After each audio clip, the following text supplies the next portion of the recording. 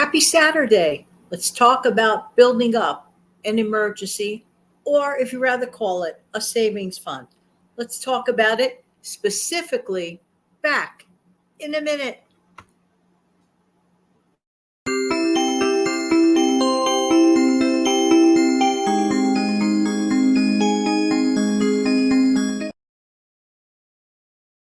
I'm Jan. I'm from New York City, and I truly love helping people keep some more of their own hard-earned money. Could it be you?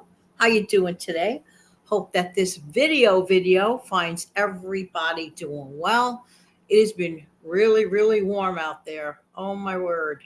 So hopefully you're kicking back with maybe a glass of iced tea or lemonade or something. Or although when I wake up in the morning, I could still drink a hot cup of coffee, even on a hot day.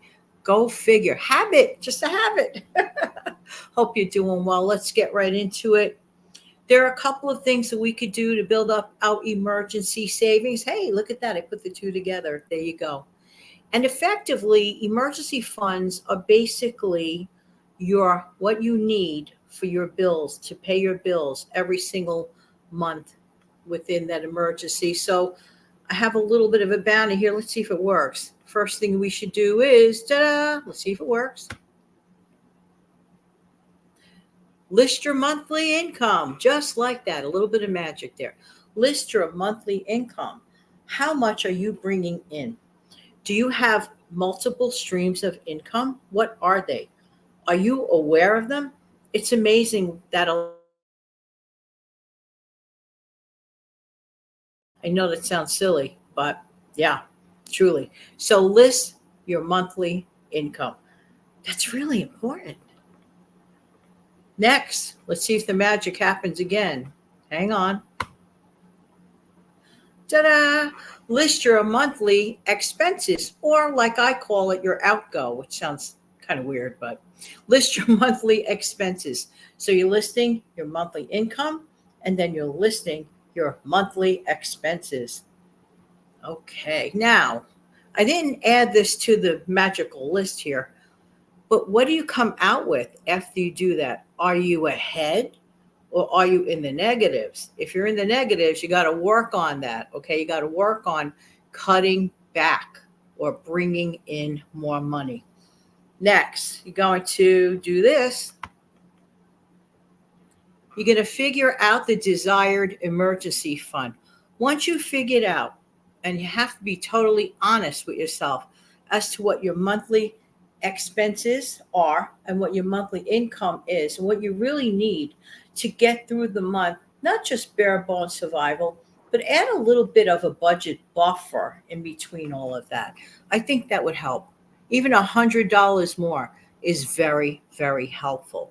So once you're honest with the numbers altogether, and I'm not a fan of math, but I have to admit, in life, math comes in awfully handy. So like it or not, math is great because one thing about math is a fact and math does not lie. Did I just say that about math?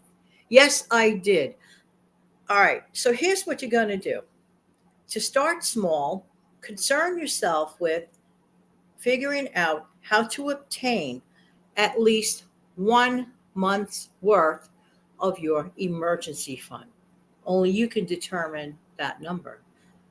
Then figure out how you could do this a second month, the third month. A fully funded emergency fund on average is about 6 months. What a nice feeling to have 6 months of emergency funding. Although some people even go to 9 months and some people beyond that, believe it or not. But for now, we'll keep it small. The 1 month for right now is good.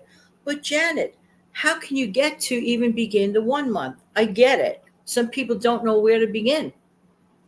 Well, the best way is to earn it. Fill up that emergency funding first month on earning.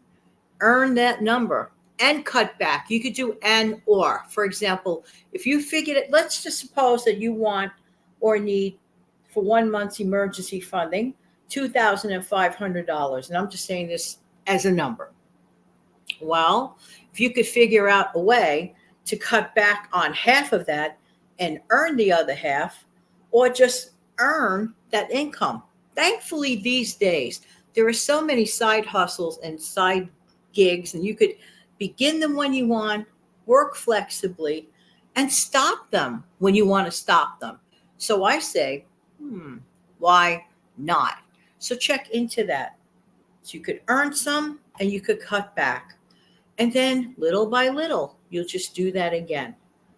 There are too many really sad and scary stories that I've been watching on some videos because I like to learn really and to put a pulse on how a lot of people are living. They may not admit it, but there are a lot of people right here, that have pretty big financial troubles. We don't want anyone to fall into that. We like to be ahead of the game. I am truly of the belief that an ounce of prevention is worth a pound of cure. Is there anyone viewing this that agrees with me? And here's what is so great about this community. I have seen so many helpful tips and tricks from the viewers, you guys and gals.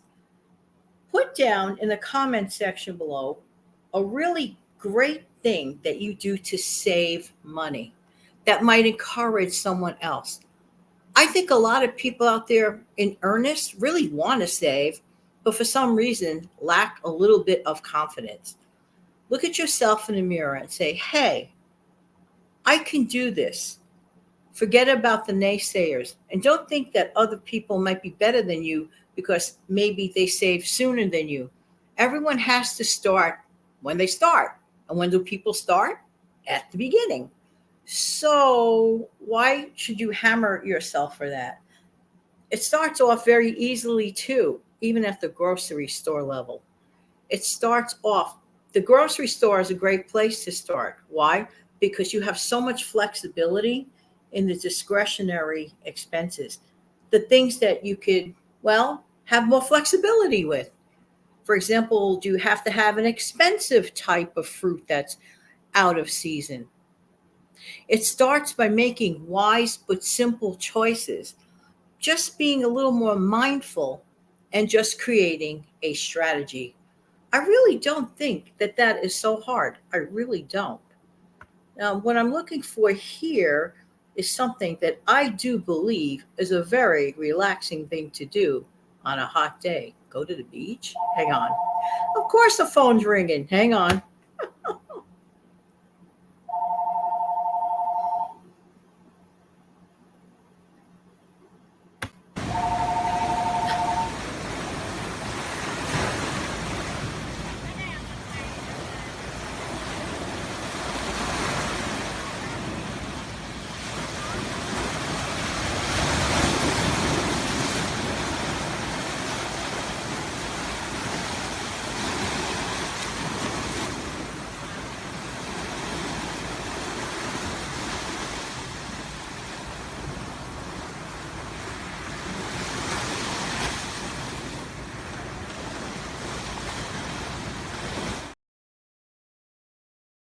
I better go answer this phone call. Have an amazing, fantastic day. Thank you so much.